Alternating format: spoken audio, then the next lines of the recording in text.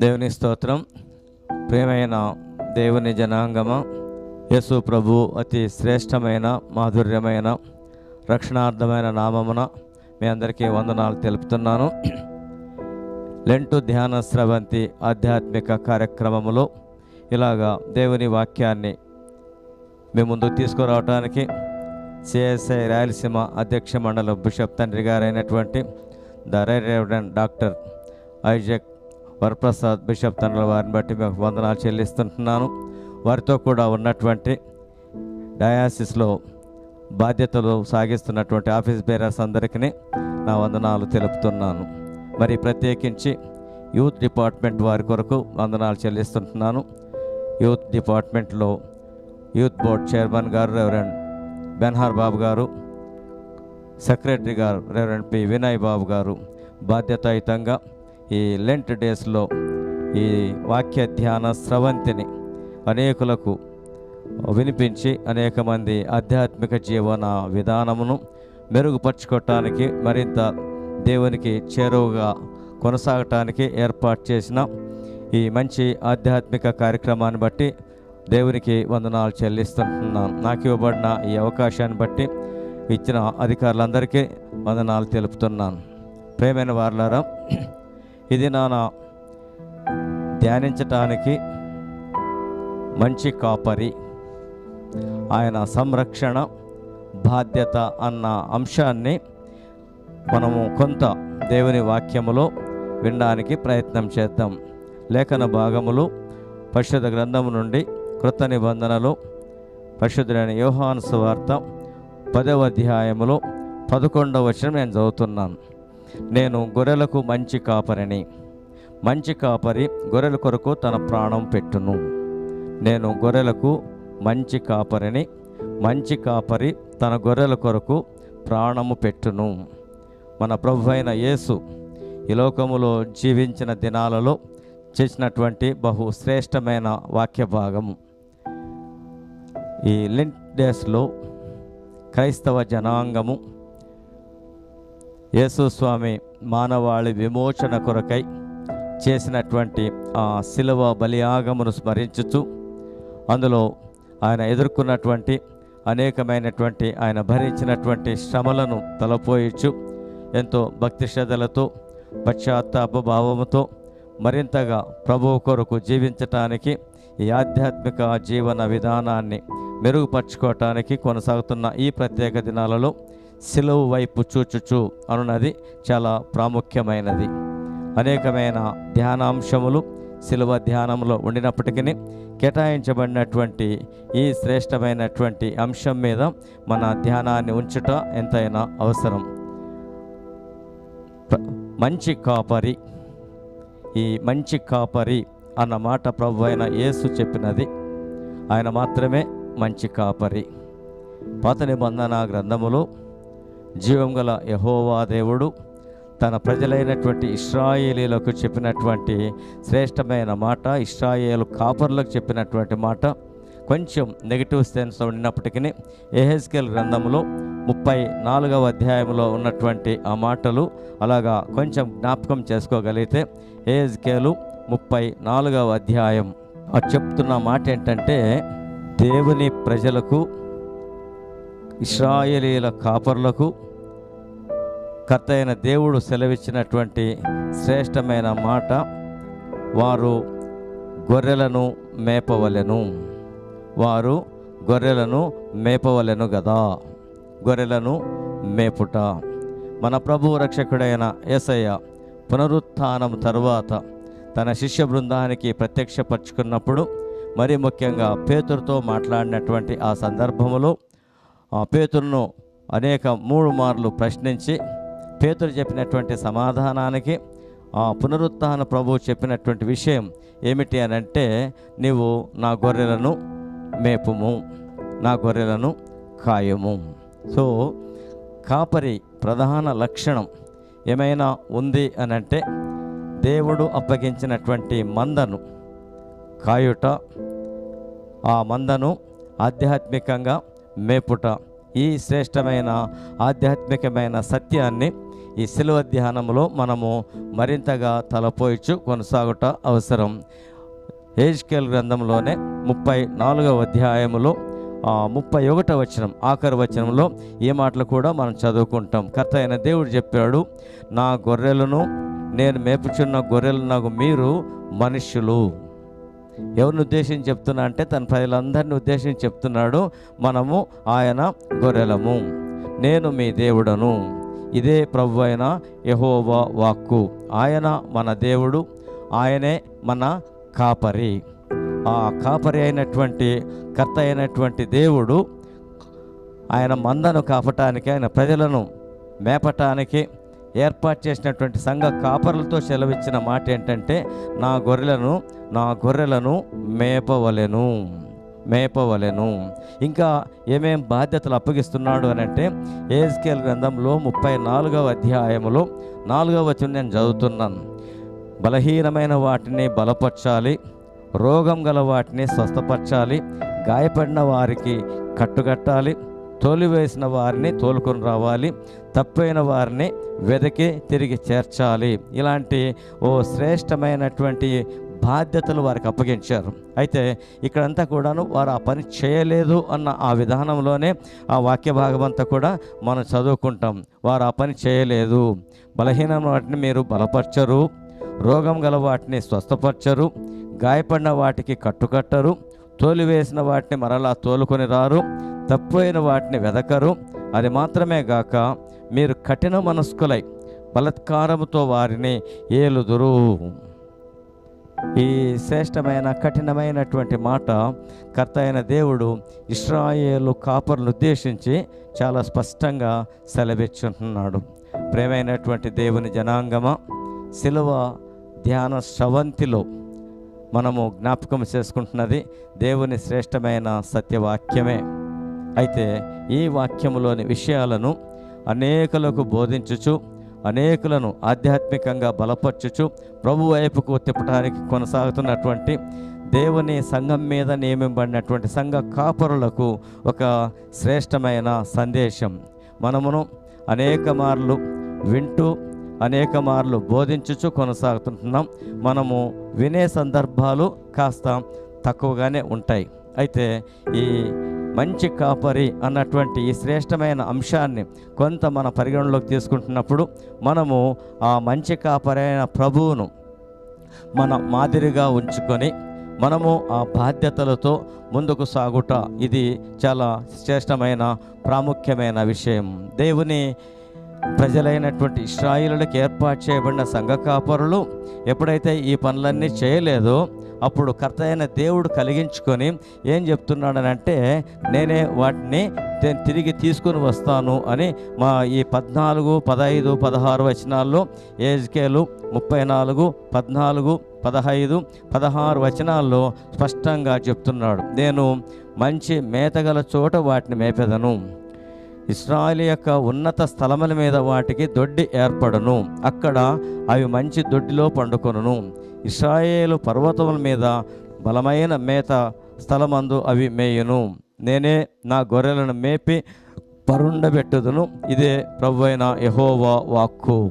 అనగా కర్త అయిన దేవుడు చొరవ తీసుకొని తనే తన ప్రజలను అలాగా మేపి విశ్రాంతినిచ్చి వాటిని అలాగా క్షేమముగా కాయును అన్నటువంటి ఈ మాటలు మనము చాలా స్పష్టంగా మనం జ్ఞాపకం చేసుకున్నాం. సో సంఘ కాపరులకు అప్పగించినటువంటి ఈ శ్రేష్టమైనటువంటి బాధ్యతలు నిర్వహించే ప్రక్రియలో మన ప్రభు రక్షకుడు యేసు చెప్పినటువంటి మాటలు మనకు తప్పనిసరిగా జ్ఞాపకానికి వస్తాయి. నేను గొర్రెలకు మంచి కాపరిని, నేను గొర్రెలకు మంచి కాపరిని. సో మంచి కాపరి చేస్తున్నటువంటి విషయాలు ఏమిటి అని అంటే, ఈ గొర్రెల కొరకు నేను నా ప్రాణము పెట్టుచున్నాను అంటాడు. గొర్రెల కొరకు నా ప్రాణము పెట్టుచున్నాను. యోహాను సువార్త 10వ అధ్యాయంలో 15వ వచనంలో ఈ మాటలు స్పష్టంగా చెబుతున్నాడు. సో ఈ కాపరి గొర్రె మీద ఉన్నటువంటి ఈ కన్సర్న్ చాలా ప్రాముఖ్యమైనది. ఆ కన్సర్న్తో ఆ రెస్పాన్సిబిలిటీ నియమించే విధానములో ఎక్కడ దాకా వెళ్తుంది అని అంటే, ప్రాణము పెట్టేదాకా సరేగాక, ప్రాణం పెట్టైనా సరేగాక నా గొర్రెలను నేను కాపాడుకుంటాను.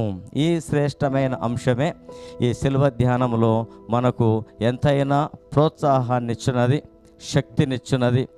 శిలువ ధ్యానములో మన ప్రభు రక్షకుడైన యేసు ప్రజలందరి పాపమును తన మీద వేసుకొని తన ప్రాణాన్ని బలిగా అర్పించాడు. నా గొర్రెల కొరకు నేను ప్రాణం పెట్టుదును అన్నటువంటి ఈ శ్రేష్టమైన మాట. ఆయనే మంచి కాపరి, ఆయన ప్రజల కొరకు ప్రాణం పెట్టిన కాపరి, ప్రజలందరి విమోచన కొరకు, ప్రజలందరి పాపశాప విమోచన కొరకు ఆయన ప్రాణం పెట్టినటువంటి కాపరి. ఈ కాపరికి ఉన్నటువంటి అనేకమైన విషయాలలో ఒకటి త్యాగపూర్వకమైనది, అతి విశిష్టమైనది. ఆ గొర్రెల కొరకు నేను ప్రాణము పెట్టుదును అన్నాడు. ఇంకను ఈ గొర్రెలతో విశ్వాస జీవన విధాన యాత్రలో కాపరికి ఉన్నటువంటి మరొక శ్రేష్టమైన విషయాన్ని నేను మీ ముందుకు తీసుకొని రావాలని ఆశ కలిగి ఉన్నాను.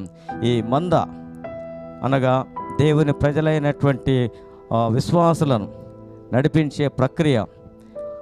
కాపరిగా బాధ్యతలు, సేవా బాధ్యతలు స్వీకరిస్తున్నప్పుడు కాపరి చేస్తున్నటువంటి పనిని కొంత మనం మరొకసారి మనన చేసుకోవాల్సి ఉంటుంది.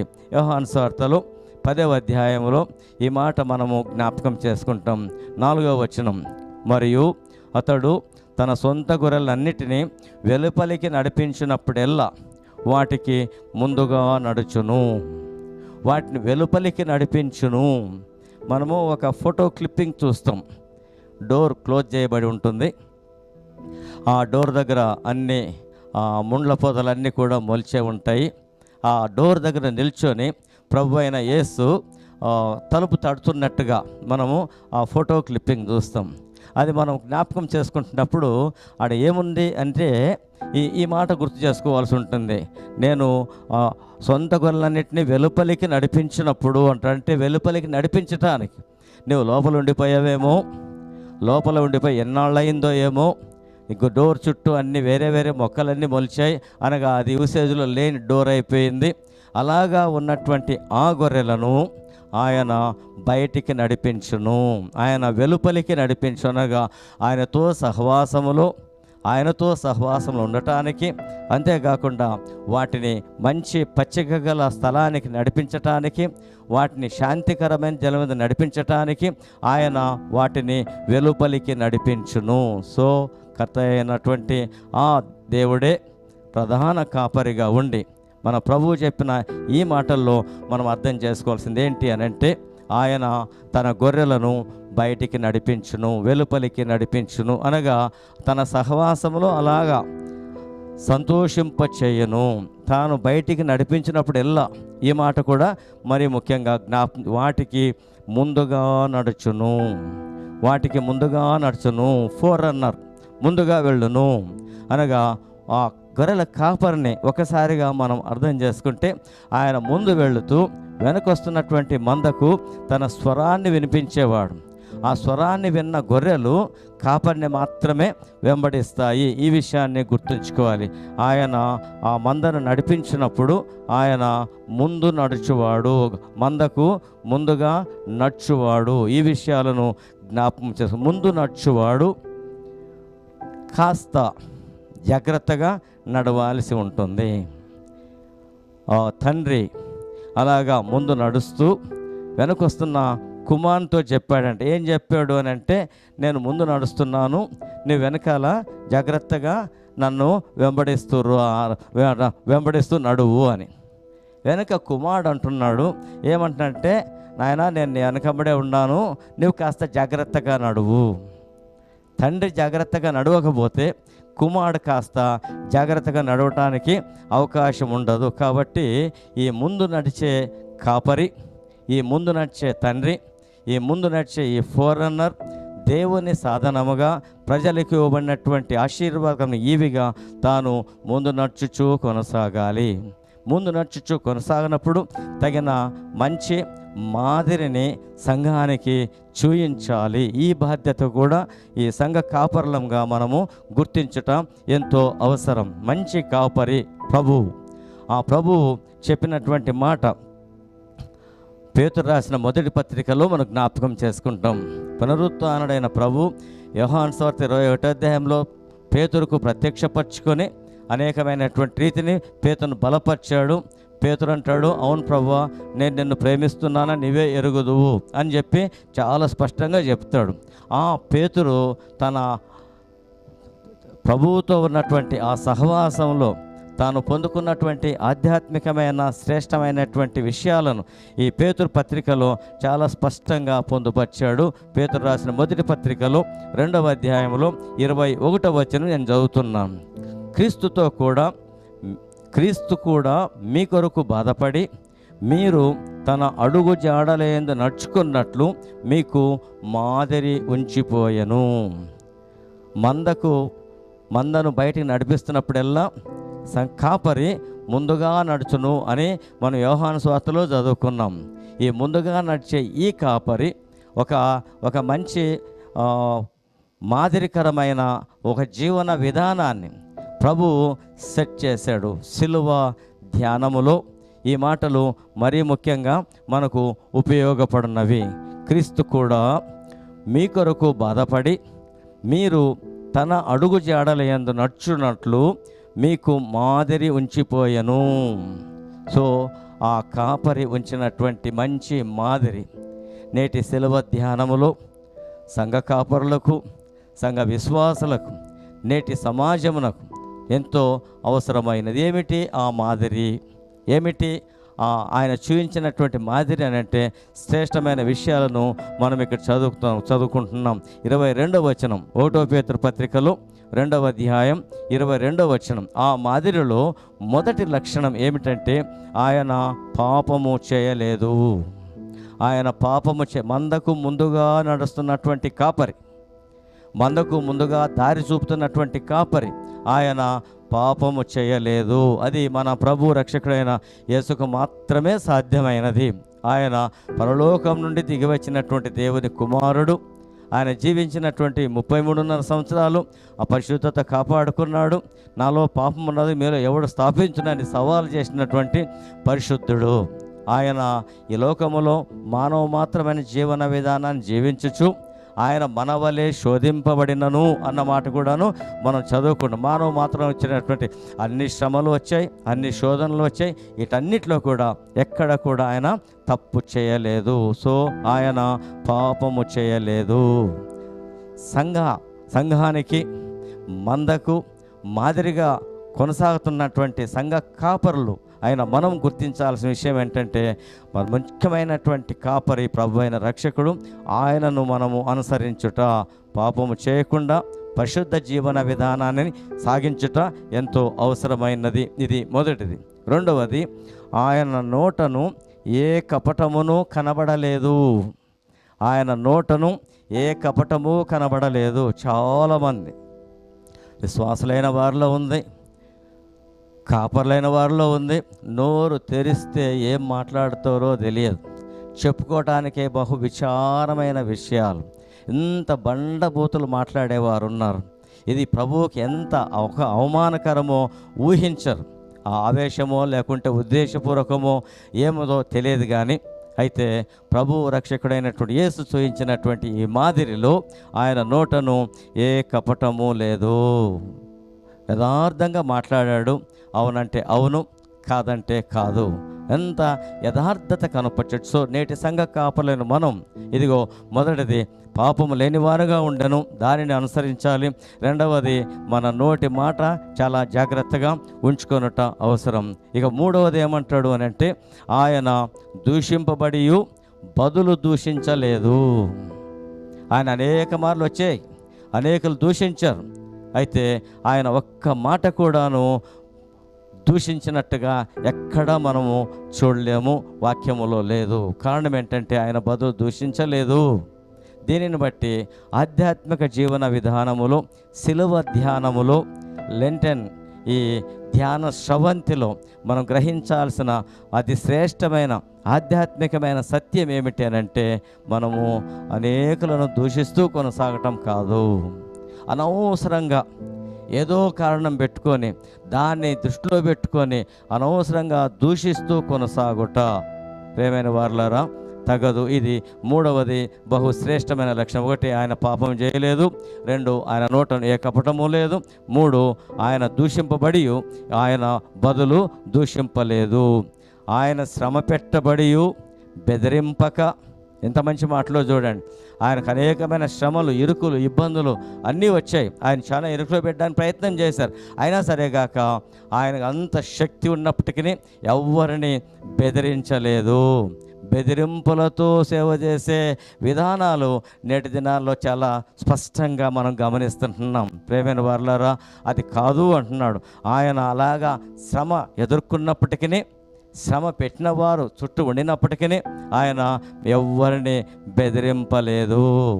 సో ఈ గుణగణాన్ని అర్థం చేసుకొని ఆచరిస్తూ కొనసాగాలి. న్యాయముగా తీర్పు తీర్చు దేవునికి తన్ను తాను అప్పగించుకొనెను. దేవునికి సమర్పించుకున్నాడు. సో కాపరులుగా జీవిస్తున్నటువంటి ఈ శ్రేష్టమైన బాధ్యతను స్వీకరిస్తూ కాపరత్వ పరిచర్యలో కొనసాగుతున్నటువంటి అనేకమైన మనం గుర్తుంచుకోవాల్సిన అతి శ్రేష్టమైన విషయం, ఆయన మందను వెలుపలికి నడిపించినప్పుడల్లా ఆయన వాటికి ముందుగా నడుచును. ముందుగా నడిచే ఈ ప్రక్రియలోనే ఇదిగో ప్రభు అయిన యేసు ఒక మంచి మాదిరి ఉంచాడు. ఆ మాదిరిని అనుసరించుచు మన వెనుకున్నటువంటి సంఘానికి ఈ మంచి మాదిరిని చూపే ఒక మంచి సేవకునిగా, ఒక మంచి కాపరిగా, ఒక మంచి బాధ్యతను కలిగినటువంటి కాపరిగా ఉండుట ఎంతో అవసరమై ఉన్నది. ఈ పేతురు గ్రంథకర్త చాలా విషయాలు మనకు బహుతేటగా రాస్తుంటున్నాడు. ఎందుకంటే సంఘ కాపరత్వములో ఉండాల్సినటువంటి విషయాలను ఎలాగా వినియోగించుకోవాల్సి ఉందో, ఎంత ఆధిక్యత, ఎంత ఆశీర్వాదం ఉన్నదో ఈ విషయాన్ని కూడా మనకు జ్ఞాపకం చేస్తున్నాడు. చూడండి, 5వ అధ్యాయములో 1వ పేతురు పత్రికలో 5వ అధ్యాయములో, బలిమి చేత కాక దేవుని చిత్త ప్రకారము ఇష్టపూర్వకముగాను దుర్లభాపేక్షతో కాక సిద్ధ మనసుతోనూ మీ మధ్యనున్న దేవుని మందను పై విచారణ చేయుచు దానిని కాయుడి. ఒక కాపరికి ఎన్నెన్ని విషయాలను బోధించాల్సి ఉందో అన్ని విషయాలు భక్తుడు పేతురు, అపోస్తలుడైన పేతురు చాలా స్పష్టంగా పొందుపరిచారు. బలిమి చేత కాదు, బలవంతంతో, ఒత్తిడితో కాదు, కానీ దేవుని చిత్త ప్రకారము అంటాడు. ప్రతిదానికి దేవుని చిత్త ప్రకారము, దీనివైపు ఆలోచించుట, ఇష్టపూర్వకముగా, బలవంతంగా కాదు కానీ ఇష్టపూర్వకంగా, దుర్లాభాపేక్షతో కాకుండా అంటాడు. ప్రతిదానికి ప్రతిఫలముగా దుర్లాభాపేక్షతో కొనసాగేది కాదు, సిద్ధ మనస్సుతో అంటున్నాడు. మీ మధ్యనున్న దేవుని మందను పై విచారణ చేయుచు కాయుడు. దేవుడు అప్పగించినటువంటి దేవుని ప్రజలను చాలా జాగ్రత్తగా మనము కాయుట. ఇది మనము మన ప్రభువు చెప్పిన మాటలను అనుసరిస్తూ కొనసాగుట ఎంతైనా అవసరమైనది. ఇంకా ఎంత మంచి మాదిరి చెప్పంటే, ఈ రెస్పాన్సిబిలిటీస్ నెరవేర్చే విధానంలో, ఈ బాధ్యతలు నిర్వహించే ఈ విధానంలో మీరు ఇంకా ఏం చెప్తున్నా అంటే, మీకు అప్పగింపబడిన వారిపైన ప్రభువులైనట్టుండక మందకు మాదిరులుగా ఉండుడి. మందకు మాదిరికరంగా ఉండండి. ప్రభువులైనట్టుండక, పెత్తనం చలాయించే విధానమే కాదు కానీ మాదిరిగా ఉండండి. మీకు అప్పగింపబడిన వారిపైన ప్రభువులైనట్టుండక మందకు మాదిరిలుగా ఉండుడి. ప్రేమైన వారలారా, సంఘ కాపరత్వము కర్త అయిన దేవుడు అనుగ్రహించిన బహుశ్రేష్టమైన ఆధ్యాత్మికమైన పరిచర్య. ఈ పరిచర్య నిర్వహణలో మనకంటే ముందుగా నేను మంచి కాపరి అని చెప్పిన ప్రభు వైపు చూచుట. ఆ మంచి కాపరి ప్రేమతో, త్యాగముతో మంద కొరకు ప్రాణం పెట్టాడే తప్ప ఆయన మరొక దౌర్జన్యము చేయలేదన్న విషయాన్ని మనం జ్ఞాపకం చేసుకుంటూ ఉన్నాం. సో ఆ ప్రభు ఉంచినటువంటి మాదిరి ఏముంచాడు అంటే, ఇందాక చదువుకున్న 1 పేతురు పత్రికలో 2వ అధ్యాయంలో 21వ వచనంలో, క్రీస్తు కూడా మీ కొరకు బాధపడి మీరు తన అడుగు జాడలని నడుచుకున్నట్లు మీకు మాదిరి ఉంచిపోయి, అవన్నీ కూడా మనం చదువుకున్నాం. ఆయన పాపం చేయలేదు, ఆయన నోటను ఏ కపటము లేదు, ఆయన దూషింపబడి బదులు దూషించలేదు, ఆయన శ్రమ పెట్టబడి బెదిరించలేదు, న్యాయముగా తీర్పు దేవునికి తాను అప్పగించుకొనెను. సో అప్పగించబడినటువంటి ఈ పరిచర్యలు దేవునికి మహిమకరంగా కొనసాగటానికి మందకు మాదిరిగా ఉండుట అవసరము. మనమందరం కూడా చిన్న చిన్న కాపర్లమే, ప్రధాన కాపరి ఆయనే. పాత నిబంధన గ్రంథములో నా ప్రజలకు నేనే కాపరిని అన్నాడు. ఒకవేళ కాపర్లు తమ పనిని విస్మరిస్తే నేను వారిని సరిచేస్తాను, నా మందను నేనే తీసుకొని వస్తాను, నా మందను నేనే మేపుతాను, నా మందను నేనే బలపరుస్తాను, నా మందను నేనే ఆదరిస్తాను అన్న విషయాలన్నింటినీ కూడా యెహెజ్కేలు గ్రంథంలో 34వ అధ్యాయంలో గమనించాం. సో దేవుని ప్రజలకు ప్రధాన కాపరి కర్త అయిన దేవుడే.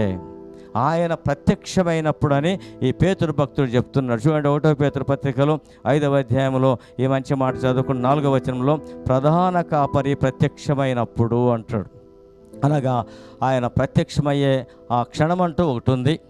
ఆయన ప్రత్యక్షమైనప్పుడు ఈ చిన్న చిన్న కాపర్లుగా పనిచేస్తున్న మనందరికీ ఉంచినటువంటి అతి శ్రేష్టమైన ఆశీర్వాదం ఏమైనా ఉంది అని అంటే, ఇదిగో ప్రధాన కాపరి ప్రత్యక్షమైనప్పుడు మీరు వాడబారని మహిమ కిరీటము పొందుదురు.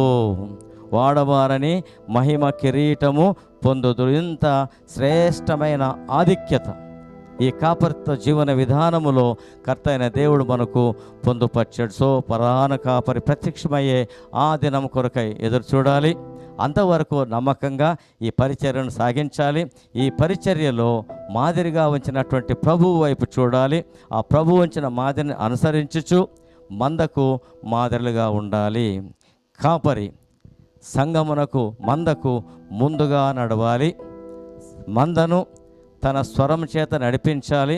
యోహాను సువార్త 10వ అధ్యాయములో ఈ మాటలు మందను ఉద్దేశించి కూడా చాలా చక్కగా చెప్పాడు. 4వ వచనంలో అతడు తన సొంత గొర్రెలను వెలుపలికి నడిపించినప్పుడల్లా వాటికి ముందుగా నడుచును, గొర్రెలు అతని స్వరం వినును గనుక అవి అతనిని వెంబడించును.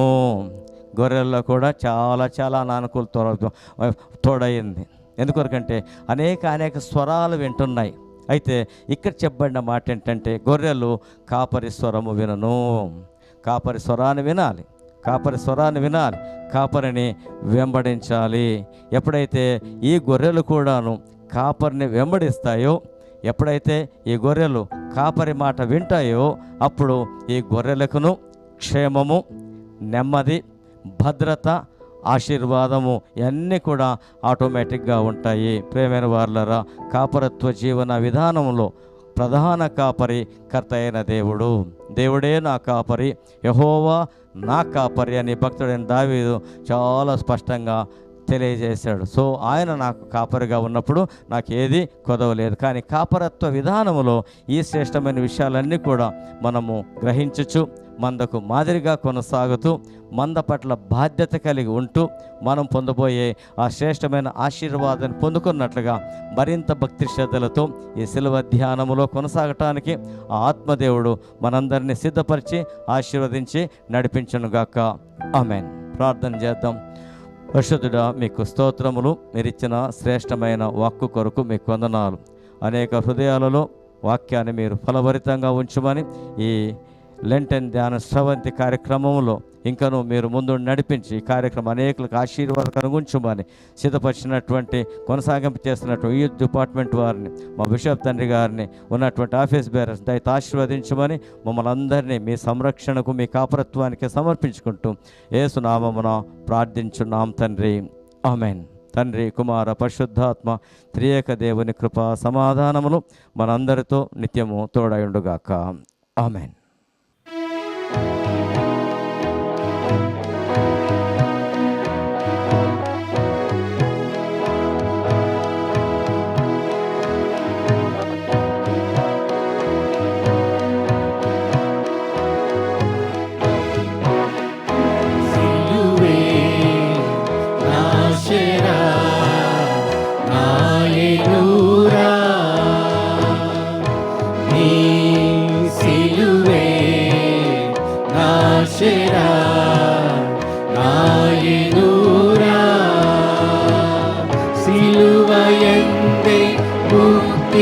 బలము చూచితిరా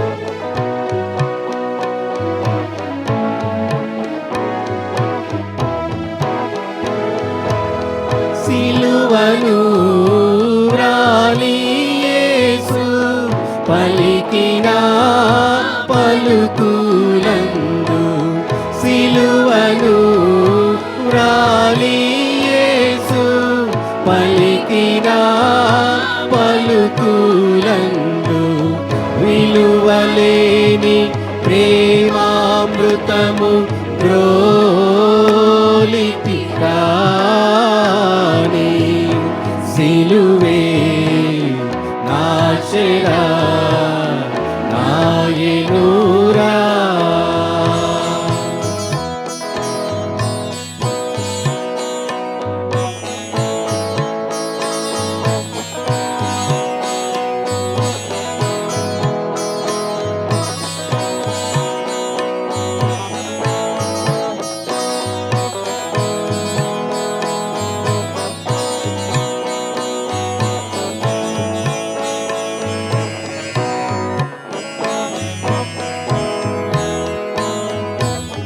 సిలువను తరచితి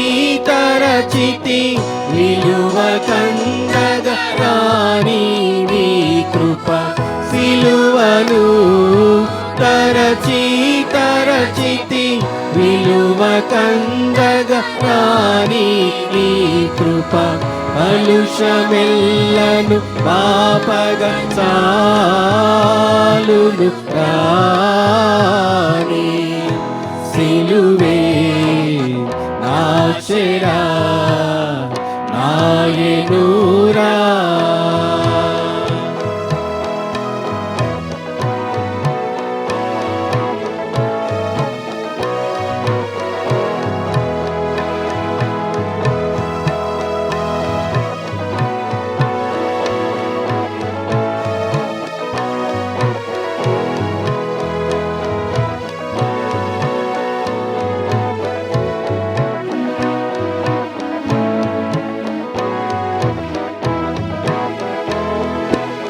శరణు యేసు శరణు శరణు శరణు శరణు నా ప్రభువా శరణు యేసు శరణు శరణు శరణు శరణు నా ప్రభువా దురిత దూరుడ నీదరి చేరితి రాణి సిలువే నాశరా నాయనురా నీ సిలువే నాశరా నాయనురా సిలువయందే ముక్తి బలము చూచితి రాణి సిలువే నాశరా